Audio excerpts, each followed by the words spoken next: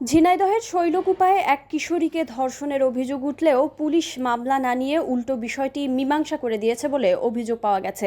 এতে শৈলকুপা থানার ওসির বিরুদ্ধে অর্থ লেনদেনের মাধ্যমে ঘটনা ধামাচাপা দেওয়ার অভিযোগ উঠেছে।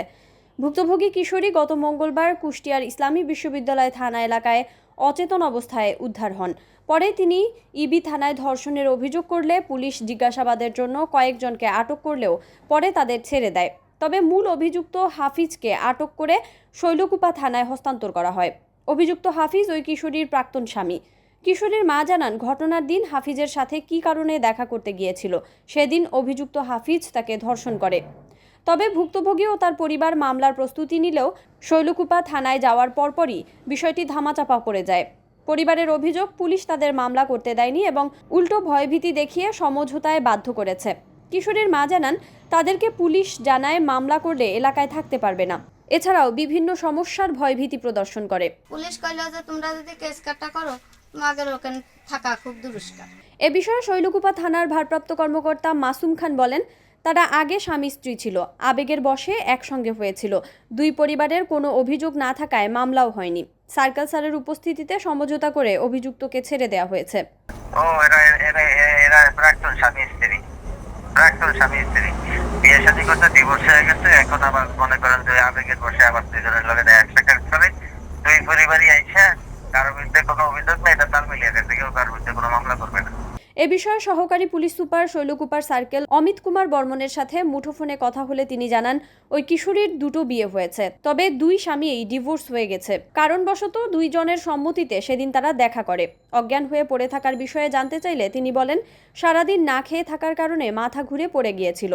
তিনি আরও জানান, ঘটনার দিন থানায় আসলে দুই পরিবারের সামনেই ভুক্তভোগীদের সাথে কথা বলে ঘটনা শুনে তাদেরকে অভিযোগের বিষয়ে বলা হয়। তবে তারা কোনো অভিযোগ না করে সমঝোতায় আসে। ভবিষ্যতে এমন কোনো কর্মকাণ্ড যাতে না ঘটায় সে কারণে মুচলেখা নিয়ে তাদের ছেড়ে দেওয়া হয়েছে।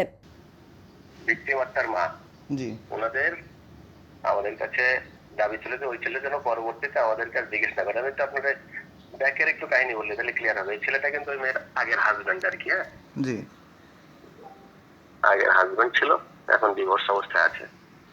ওনাদের জিজ্ঞেস করলাম যে আপনাদের এখন হচ্ছে মামলা দিবেন কিনা। তা বলছে না, আমরা মামলা দেবো না, যেহেতু ওই ছেলেটা আমার মেয়ের জামাই ছিল। হ্যাঁ জি, আমরা মামলা দেবো না, কিন্তু আমরা চাই যে ও যেন হচ্ছে আমাদেরকে ডিস্টার্ব না করে। ঠিক আছে জি জি। আমার সাথে যখন কথা হয়েছে তখন আমি ওনাকে কয়েকটা অপশন দেখিয়েছি আর কি, যে আপনি চাইলে নারী শিশু ধারায় দিতে পারেন মামলা, প্লাস হচ্ছে আপনার যখন জামাই ছিল সে, তার সাথে আপনার মোবাইলে আপনার জামাই এবং মেয়ের কিছু ছবি ভিডিও আপনার জামাইয়ের মোবাইলে আছে, সেই ক্ষেত্রে পর্নোগ্রাফি একটি মামলা দিতে পারেন। তো তারা তাদের বক্তব্য তারা মামলা দিবে না। ঠিক আছে, এই হচ্ছে বিষয়। একটা রয়েছে ওই মেয়েটার জামাই ছিল তো এক সময়, ঠিক আছে, এখন তো ডিভোর্স হয়ে গেছে।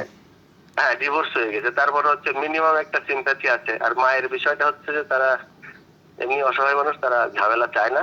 চিন্তা তাদের একটাই চাওয়া যে পরবর্তীতে এই ছেলে যদি আমাকে মেয়ের কাছে আসার চেষ্টা করে, সেটা হচ্ছে বা কোনো প্রভাব সৃষ্টি করার চেষ্টা করে, সেই ক্ষেত্রে তারা পরবর্তীতে মামলার দিকে যাবে। বিষয়টা কিছুটা এরকম ছিল। এক্ষেত্রে কোনো মুচলেকা বা কোনো কিছু হয়েছে কিনা? হ্যাঁ, ওদেরকে তো মুচলেকা নিয়ে ছাড়া হয়েছে। এ সময় থানায় সমঝোতা চলাকালে একটি ভিডিওতে দেখা যায় কিশোরীর মা বলছেন, মামলা মোকদ্দমা করতাম কিন্তু মায়ার জ্বালায় করলাম না। হাফিজ আপনার মেয়েকে ডিস্টার্ব করবে না, ঠিক আছে? ঠিক আছে। হ্যাঁ, এছাড়া আপনার আর কোনো দাবি নেই, ঠিক আছে? হ্যাঁ ঠিক আছে। আচ্ছা, আপনি কোনো মামলা মোকদ্দমাও করতে চান না, ঠিক আছে? হ্যাঁ, মামলা মোকদ্দমা যদি করতামই তাহলে অনেক কিছু করতে পারতাম, মায়ার জ্বালায় করলাম না। আচ্ছা ঠিক আছে। তবে এই ভিডিওর বিষয়ে কিশোরীর মা বলেন, তাকে বিভিন্নভাবে ভয়ভীতি দেখানো হয়েছিল। যে শোনো, তোমরা যদি মামলা টামলা যদি ভিতরে যাও, কিন্তু ওখানে তোমরা বাসও করতে পারবে না, তারপরেও হচ্ছে গিয়ে তোমাদের ধরো সমস্যা আছে। তবে স্থানীয়দের দাবি, পুলিশের সঙ্গে মোটা অঙ্কের লেনদেনের মাধ্যমেই ঘটনাটি ধামাচাপা দেওয়া হয়েছে। ভুক্তভোগী ও তার পরিবার এখন মুখ খুলতে ভয় পাচ্ছে বলেও তারা অভিযোগ করেন।